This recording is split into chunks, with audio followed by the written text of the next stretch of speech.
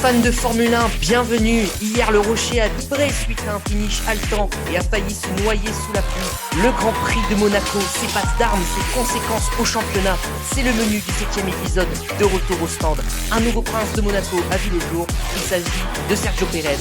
Au sommaire de notre émission aujourd'hui, nous parlerons donc de la victoire du Mexicain, d'un deuxième week-end de suite abouti pour Red Bull et bien sûr de Ferrari, le deuxième podium de Carlos Sainz et l'ascenseur émotionnel pour Charles Leclerc. Nous allons bien entendu évoquer nos tops et nos flops. Les amis, je vous souhaite la bienvenue dans le 7e épisode de Retour au stand.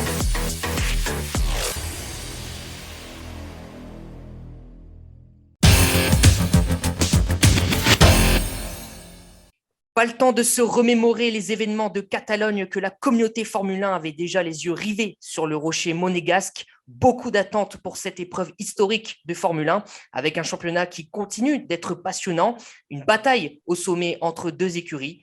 Pour débriefer et parler de ce 1064e Grand Prix de l'histoire de la Formule 1, à mes côtés aujourd'hui, l'inévitable Clément Bigois. Bonsoir à toi, Clément. Comment vas-tu ? Et j'imagine que tu es frustré et aussi en colère après ce Grand Prix de Monaco. Bonsoir Quentin, bonsoir à tous. Ça a été un week-end passionnant. On a vu des superbes essais pour une fois un vendredi et non un jeudi. On a vu des qualifications également magnifiques avec une fin un peu spéciale, on y reviendra. Et un Grand Prix qui laisse un peu sur notre faim malgré un très très beau vainqueur en la personne de Sergio Pérez, retardé de longues minutes, voire un peu plus d'une heure à cause de cet épisode météo assez impressionnant, mais comme il l'est souvent le cas dans le sud quand il pleut.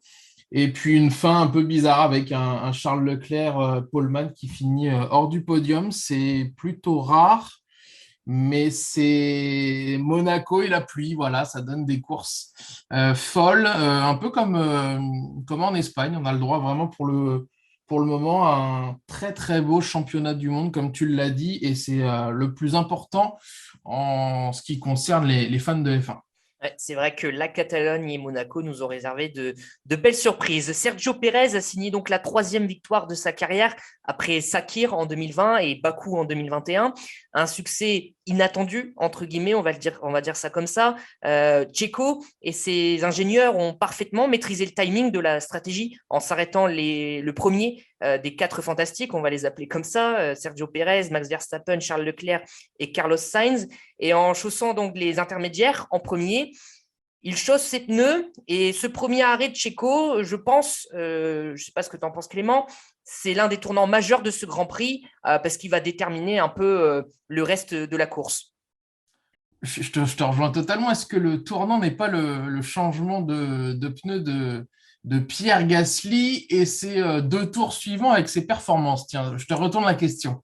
Le changement de pneus de Pierre Gasly a certainement été le facteur important, mais par rapport au duel pour la victoire, Sergio Pérez, l'arrêt de Sergio Pérez qui ressort, le fait que Sergio Pérez soit devant après le premier arrêt aussi de Charles Leclerc, ça a quand même, je pense, favorisé le suite de la course pour Sergio Pérez. C'est une victoire des stratèges de Red Bull face aux stratèges de Ferrari qu'on a connus plus inspirés depuis le début de l'année. Ils retombent un peu dans leur travers, pas forcément au bon moment puisque ils avaient tout bien fait le samedi en qualification en plaçant Charles Leclerc en pole et Carlos Sainz à ses côtés.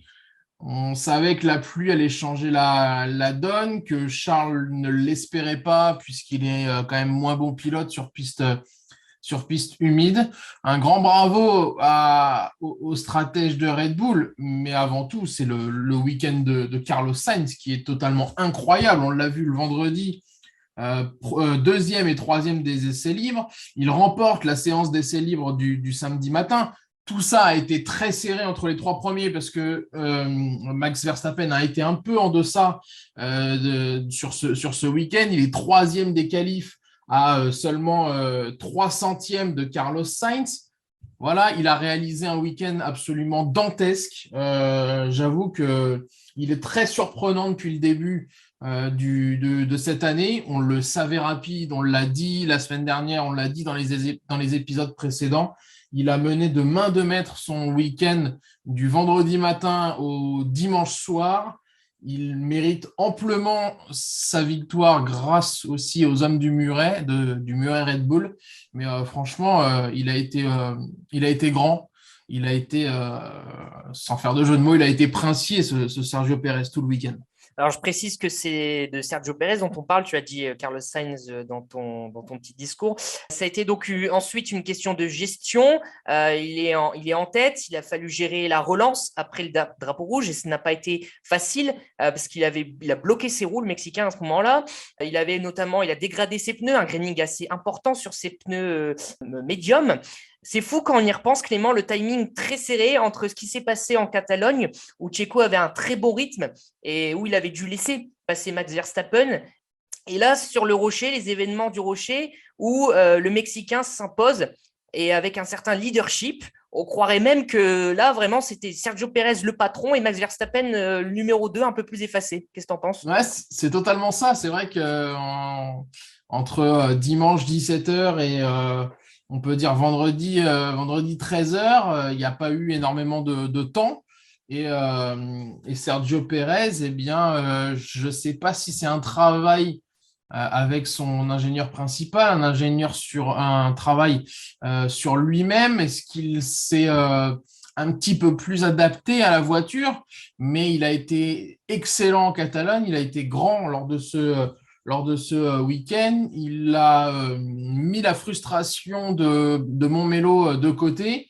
Et au-delà des qualités sportives, des qualités techniques, c'est une vraie performance mentale, moi je dirais. On fait un point sur le classement du championnat du monde. Max Verstappen, leader toujours avec 125 points. Charles Leclerc à 116 et Sergio Pérez à 110 points. Au-delà du bilan chiffre, il est le troisième homme de ce début de saison, Pérez. Mais est-ce qu'il peut tout simplement s'incruster dans la bataille entre Max Verstappen et Charles Leclerc pour le titre, selon toi? Oui, forcément, quand tu es au bout de 7 Grands Prix seulement à 15 points. 15 points, c'est une quatrième place de mémoire. Donc, oui, il a moins d'une course de retard sur la tête. On arrive sur des circuits, notamment le Bakou dans 15 jours, où il a déjà gagné. Oui, c'est un troisième homme plus pour cette bataille au titre, très clairement. Parce qu'on a eu les années de domination Mercedes avec Lewis Hamilton, septuple champion du monde, et Nico Rosberg qui a réussi à avoir un titre en 2016. Max Verstappen a été champion l'année dernière. Est-ce que tu crois que Red Bull pourrait se dire, Max a été champion l'année dernière, si le rythme de Checo continue et qu'il est très performant et il est à la hauteur, est-ce que tu penses que voilà, ils peuvent se dire, allez, tentons le doublé, 2021 Max, 2022 Checo? Ah, je pense pas quand même. Il y a une question de contrat. Le contrat de Max Verstappen est quand même bien plus important. On sait que Sergio Pérez a été réellement nommé numéro 2, même si on le sait ailleurs, il serait peut-être un vrai numéro 1. Alors ailleurs, ça serait autre que les trois gros. Maintenant, on va arriver sur une gestion pour Christian Horner un petit peu plus difficile, un petit peu plus tendue, parce que eh bien, Sergio Pérez va avoir des demandes, mais des demandes légitimes. Il va falloir gérer ça aussi en course si jamais les deux venaient à batailler. Alors, on le sait qu'à Barcelone, comme tu l'as dit la semaine dernière, il a fallu le laisser passer. Maintenant qu'il y a 15 petits points d'écart entre les deux, est-ce que les consignes vont être les mêmes? On sait qu'il y a le patron de Red Bull qui est très impliqué là-dedans. Il y a Adrian Newey aussi. Ça promet pour les prochaines courses. On va dire que c'est une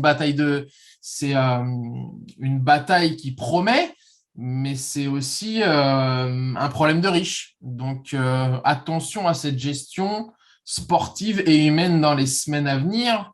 On le sait que Sergio Pérez est un sanguin, mais en face, il a un Néerlandais qui est tout aussi Encore sanguin, plus voire peut-être. plus. Ouais, c'est ça. Bah, venons-en très vite à Max Verstappen. Week-end assez discret pour le champion du monde en titre. Il a clairement manqué de rythme face à ses concurrents directs, même face à son coéquipier. Aujourd'hui, est-ce qu'on peut dire que les voitures, la voiture de Pérez, la numéro 11, et la voiture de Max sont au même niveau? C'est fort probable, c'est ce que je t'ai dit tout à l'heure. Je pense que c'est une Red Bull très clairement faite pour Max Verstappen, mais on sait la grosse capacité de travail qu'a Sergio Pérez, le Mexicain, et peut-être qu'il a passé des longues heures dans le simulateur ou avec ses ingénieurs ou avec les ingénieurs globalement de Red Bull pour remédier à ça. On sait que ça peut être des voitures un peu survireuses ou sous-vireuses. Chacun a ses caractéristiques. C'est peut-être le cas. C'est peut-être le cas qu'on ait deux voitures qui se rapprochent, peut-être pas deux voitures, mais en tout cas deux pilotes qui se rapprochent. Faut saluer tout simplement le travail de l'ombre de Sergio Pérez. Je n'avais pas putain, je n'avais pas prévu cette question dans mon conducteur, Clément, mais à la vue des performances très réussies de Sergio Pérez, est-ce que l'avenir de Pierre Gasly chez Red Bull n'est-il pas mort? Ça dépend de ce que veut Sergio Pérez. Est-ce qu'il va être prolongé sur un contrat longue durée? On a entendu énormément de rumeurs tout le week-end sur le Rocher d'un probable départ de Daniel Ricciardo en fin de saison ou avant, si jamais ça se passait mal avec Zach Brown. On sait que, on imagine que Pierre Gasly aimerait être dans la McLaren, pardon. Ça ferait un magnifique duo avec Lando Norris. Ouais. Pour ce qui est de la place chez Red Bull, elle semble vraiment compliquée. Et les derniers épisodes, on l'a vu notamment dans Drive to Survive de Netflix, pousse pas à l'optimiste et une relation Horner-Gasly qui était quand même pas géniale. On verra ce qui se passera dans les prochains Grands Prix. Passons à la deuxième partie, Ferrari, la course de Carlos Sainz et la désillusion pour Charles Leclerc. Carlos Sainz finit deuxième, troisième podium de la saison pour lui. À un moment donné, j'ai cru qu'il allait être capable d'aller chercher Checo Pérez. Finalement, ce n'a pas été le cas. Bon, il n'a pas trop pris de risques non plus, peut-être pour sécuriser cette deuxième place finalement. Tu dirais que c'est plutôt une course réussie ou une course plutôt frustrante pour Sainz, Clément? Non, elle est clairement réussie. Je pense comme toi qu'il a assuré des gros points, 18 points, c'est beaucoup. Ça ne lui était plus arrivé depuis le premier Grand Prix à Bahreïn. Il restait sur des performances en demi-teinte et notamment, on le sait, les soucis en Australie et en Italie. Il avait besoin de reprendre confiance. Il a réalisé un très grand week-end. On l'a vu vraiment performant tout au long du week-end monégasque. Bon, certes, il prend pas loin de 3 dixièmes sur Charles Leclerc en qualif, mais il arrive à sécuriser cette fameuse deuxième place. Et encore une fois, avec une meilleure stratégie dans le box Ferrari, est-ce qu'il n'aurait pas été capable de jouer la victoire? Ça, c'est un petit peu compliqué à dire, mais en tout cas, il a fait le job. Il revient à un petit point de George Russell et il permet à Ferrari, entre guillemets, de limiter la casse sur ce week-end face à Red Bull. Et puis en termes de confiance, ça peut être que bénéfique pour lui, puisque c'est la deuxième fois consécutive qui finit devant Charles Leclerc. Oui, c'est une confiance élevée. On l'a vu peut-être sur son faciès, que ce soit après les qualifs samedi, après la course d'hier, avec euh, et de la détermination, parce qu'il sait que rien n'est joué et qu'il a notamment Bakou et Montréal qui arrivent, mais un certain sourire chez l'Espagnol. Et c'est un élément important, je trouve. Bien, Clément, passons à Charles Leclerc. Quel week-end pour le petit prince de Monaco. Seul au monde en essai libre, impressionnant en qualification. On parlait de briser une malédiction. Il l'a fait, mais pas de la manière souhaitée. Alors, l'erreur se situe donc au 21e tour, quand Leclerc et Sainz repassent au stand, l'un derrière l'autre. Alors que Leclerc rentrait dans la voie des stands, on lui avait dit de rentrer dedans. Ses ingénieurs à la radio lui disent non, non, non, non, non, pas de stand. C'était finalement trop tard. On lui donne des gommes hard. Comment tu expliques cela? Comment tu expliques cette erreur de stratégie? L'erreur, déjà, je pense qu'elle vient d'avant parce que c'est quand Sergio Pérez pit qu'il met des gommes slick. Je Il crois. il aurait valu s'arrêter tout de suite pour Charles Leclerc, couvrir la Ouais, stratégie. je crois qu'ils ont attendu 3 ou 4 tours, sauf que Sergio Pérez, qui avait, je sais plus, mais 15 ou 20 secondes de retard à ce moment-là, reprenait 6 ou 7 secondes au tour. Donc, il était très facile de voir sur les données que les slicks fonctionnaient. On l'a vu notamment avec Pierre Gasly avant. C'est une énorme erreur de la part du Murray Ferrari. Mattia Binotto a mis du temps à l'avouer. Je ne comprends pas. Voilà, elle a été à la vue de tous. C'était comme le nez au milieu du visage, cette erreur, et ils ont du mal à l'avouer. C'est ça que j'arrive pas à comprendre. Ou alors, on aurait pu aussi laisser les deux pilotes Ferrari en piste, mais de pluie, ça n'aurait peut-être pas fonctionné. Mais c'était l'une des options également. C'était l'autre option, hein, oui, tout à fait, Quentin, parce que le rythme était encore bon, il pouvait encore garder un peu de pneumatique, puisque en se décalant un peu sur la trajectoire mouillée, ils auraient pu préserver leurs pneus. Je crois que c'était de l'ordre de 3 secondes ou de 4 secondes, de 3 secondes au tour à peu près la perte. Donc, il y avait moyen de faire mieux. Là, ils ont tout perdu en l'espace de 5 tours. C'est terrible. Et il y a forcément des regrets quand on voit la dégradation ultra importante sur notamment la voiture de Sergio Pérez avec un graining ultra important. On se demande notamment comment il a pu finir la course sans prendre un mur ou sans effectuer de faute. C'est là où ça rehausse encore la performance du Mexicain, puisqu'ils avaient Red Bull avait choisi les gommes jaunes, Ferrari les gommes blanches. Et bien sûr qu'il y a des regrets côté Ferrari parce que l'erreur est énorme. Elle se paye au championnat constructeur, au championnat pilote.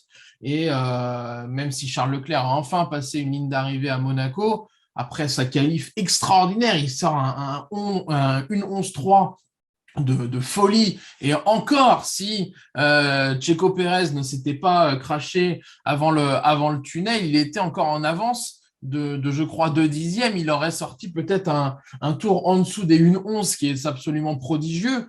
On a vu un Charles Leclerc très, très mécontent à la sortie de la voiture. On l'a vu très mécontent face à la presse. C'est un tweet notamment de Frédéric Ferret, le spécialiste de F1 de l'équipe. Ça va être dur de s'en remettre et il faut espérer pour Ferrari et surtout pour Charles Leclerc que dans 15 jours, ça se passe très bien à Bakou. Et quand je dis très bien, c'est une victoire pour remettre un peu la tête à l'endroit. Qu'est-ce que tu penses qu'il peut se passer si ce n'est pas le cas? On sait que malheureusement, chez Ferrari, il y a une grosse pression, que ça peut tourner assez vite, que ça peut tourner vinaigre, comme on dit dans le milieu. Et la frustration de Charles Leclerc, elle se voit très, très vite sur son visage. Alors, la qualité de pilotage ne s'en ressent pas parce qu'il arrive à faire la part des choses. Mais Charles Leclerc, avec son contrat longue durée, il peut demander certaines têtes à Maranello. Ça peut être la solution extrême, mais les têtes, elles ont énormément bougé ces dernières années. Il y avait du mieux dans les stands. On a vu des changements de pneus, des pits de meilleure qualité. Maintenant, ils retombent dans leur travers avec la stratégie. Il va pas falloir énerver le petit monégasque longtemps. C'est sûr que mentalement, il va falloir être très très fort pour digérer toutes ces erreurs. On rappelle que il y a cette erreur de stratégie à Monaco, mais il y avait aussi l'abandon en Espagne. Donc voilà, arrête mentalement très fort. Passons tout de suite à nos tops et nos flops. Je rappelle que vous pouvez retrouver les tops et les flops du Grand Prix de Monaco sur notre chaîne Twitter. Alors Clément, dans tes tops, donc tu as mis Sergio Pérez. On ne va pas revenir sur Sergio Pérez, week-end très abouti pour lui. Et il faut rappeler d'ailleurs qu'il avait terminé sa séance de qualification dans le mur. Donc vraiment, chapeau à lui. Tu as mis Pierre Gasly dans tes tops, notamment grâce à cette remontada fantastique et ses pneus intermédiaires. Ben oui, et comme toi, je l'ai mis en top parce qu'il nous a régalé. Il est parti 17e, il termine 11e.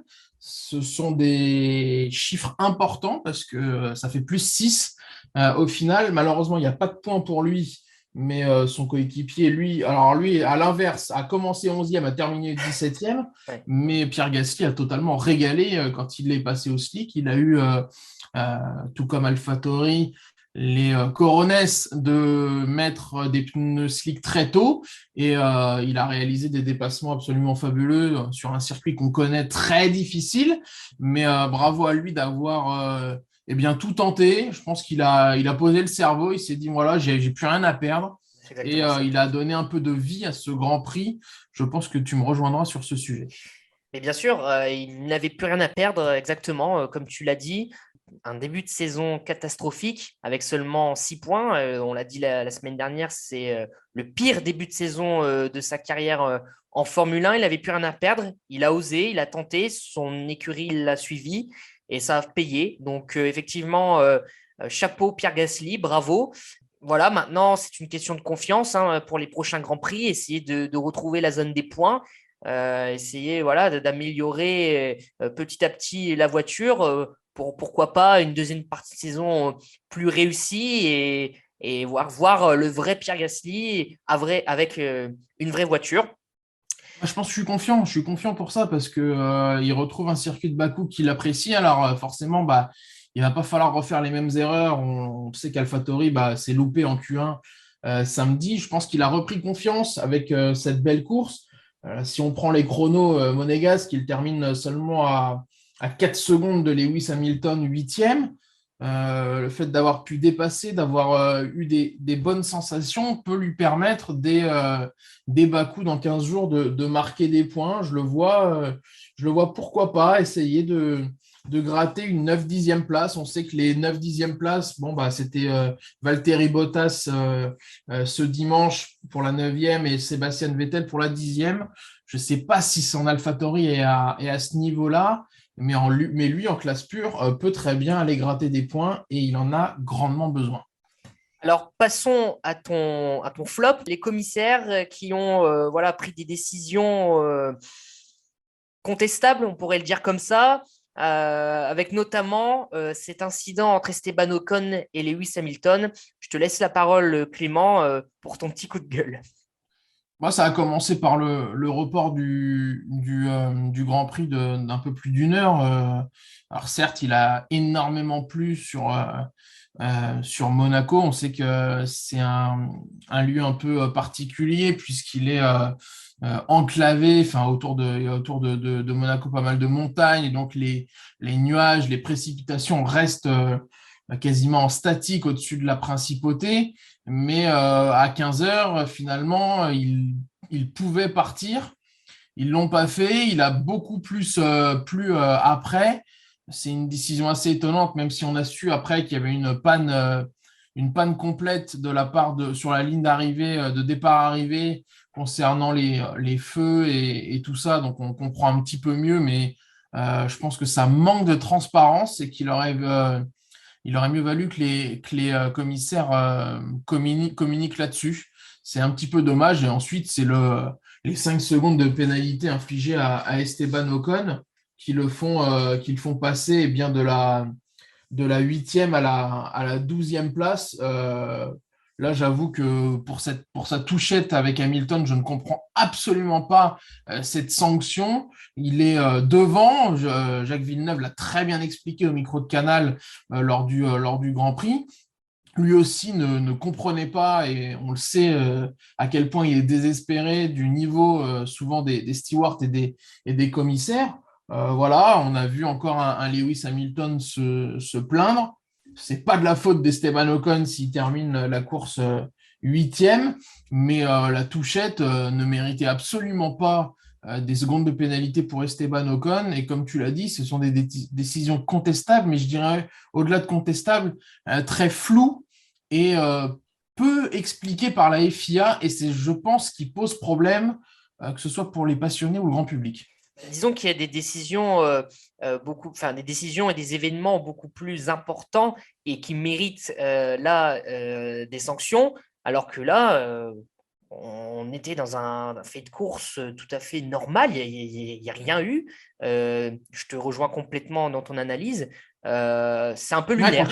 quand tu parles de faits de course plus importants, je pense que tu dois parler des gens qui zigzaguent en ligne droite et qui Mais bien font sûr, mais bien sûr. qui rendent un petit peu la course dangereuse. Et Là, je pense à Lance on était Stroll. à Sandevot, Oui, il est encore devant. Hamilton, voilà, il y a une petite bataille pour bien prendre la corde.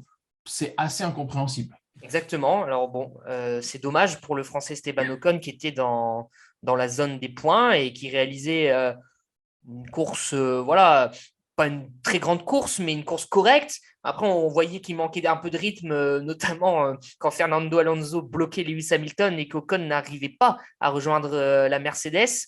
D'ailleurs, qu'est-ce que tu en penses de ce blocage de Fernando Alonso qui a créé un énorme bouchon? Ouais, ça aussi, c'est un fait de course. On le sait, hein, c'est pas facile d'utiliser ces pneus-là encore plus sur piste séchante. Donc, bon, Pour toi, on retiendra les points, les bons points d'Alonso. Il en marque encore. C'est bien pour Alpine qui est plus très loin d'Alfa Romeo. Voilà. Il y a du mieux week-end après week-end. Donc, on va dire que c'est le plus important.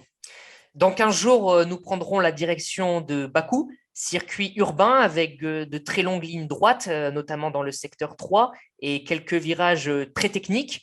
Quelles sont tes attentes pour ce Grand Prix, Clément? Et de mémoire, je pense que le vainqueur princier de Monaco va essayer de défendre son titre, si je ne me Exactement. trompe pas. Donc, Exactement. c'est un gros challenge. On se souvient l'an dernier de la merveilleuse qualification de Charles Leclerc, qui avait été parti en pole devant Lewis Hamilton. On avait eu le droit à un Grand Prix un peu fou avec Sébastien Vettel 2 et Pierre Gasly 3. C'était L'abandon de totalement. Verstappen également. Ouais, c'était totalement dingue. C'est un circuit qui a eu qu'on a un peu critiqué au début. C'est encore une fois un lieu géographique particulier, mais on a le droit à un circuit absolument magnifique dans cette nouvelle ville, dans ce nouveau quartier de Bakou, avec ouais, des longues lignes droites qui vont peut-être avantager. Alors, ça va être un peu bizarre parce qu'il va y avoir, comme tu as dit, des secteurs très Red Bull et les secteurs lents avec des courbes qui seront peut-être des secteurs très Ferrari. Donc, j'attends énormément de ce Grand Prix. J'avoue qu'il va falloir voir Ça va être intéressant la aussi. dégradation des Ouais, pneus ouais. et dès le vendredi après-midi, voir ce que ça va donner en termes de rythme. C'est très intéressant au papier, en tout cas, ce Grand Prix de Bakou. Bah, ça va être très intéressant, notamment en qualification, où les Red Bull vont certainement aligner de meilleurs chronos dans les zones de ligne droite, et où les Ferrari, voilà, dans les virages un peu plus techniques, un peu plus rapprochés, notamment dans le secteur 2, vont reprendre quelques dixièmes. Enfin, ça va être, je pense, très intéressant. Moi, j'aime beaucoup ce circuit de Bakou avec cette alternance, voilà, ligne droite, virage, on a un peu de tout. Et puis même, des fois, il y a t'as des lignes droites qui sont tellement larges que tu as trois voitures qui peuvent même passer si on veut. Bon, c'est assez incroyable si c'est ça. Est-ce qu'à l'image de Jeddah, on n'aurait pas, concernant les grosses écuries, notamment les trois premières, des stratégies avec des systèmes de suivi pour ce qui est de l'aérodynamisme? Pourquoi pas? Pourquoi pas, Ah je suis pas. bah, est-ce qu'on ne pourrait pas imaginer Sergio Pérez emmener dans sa roue Max Verstappen ou l'inverse et la même chose côté Ferrari et côté Mercedes euh, avec ce phénomène d'aspiration ultra particulier à Bakou où on arrive au-delà des 340 en bout de ligne droite. Donc, Là, tu parles ça s'annonce passionnant. des qualifications ou de la course? Ouais, non, de la qualif. De la Ouais, ouais. qualif pour essayer de choper une première ligne. Ouais, pourquoi pas. En tout cas, là, je regarde les stats de l'année dernière il y a eu 21 dépassements et 5 changements de leader pendant la course. Ça nous annonce un troisième Grand Prix d'affilée en comptant l'Espagne et Monaco. Ça nous annonce une course assez dynamique et assez mouvementée, je l'espère en tout cas. On On l'espère verra, tous. on verra bien le dimanche 12 juin. Eh bien, merci Clément pour ton analyse et pour ton débrief de ce Grand Prix de Monaco. Et puis, rendez-vous dans 15 jours du côté de Bakou pour la 8e manche de ce championnat, le Grand Prix d'Azerbaïdjan. Je te souhaite une bonne soirée et puis on se retrouve peut-être dans 15 jours, Clément. Bonne soirée, bonne écoute à tous et à bientôt. À bientôt, ciao.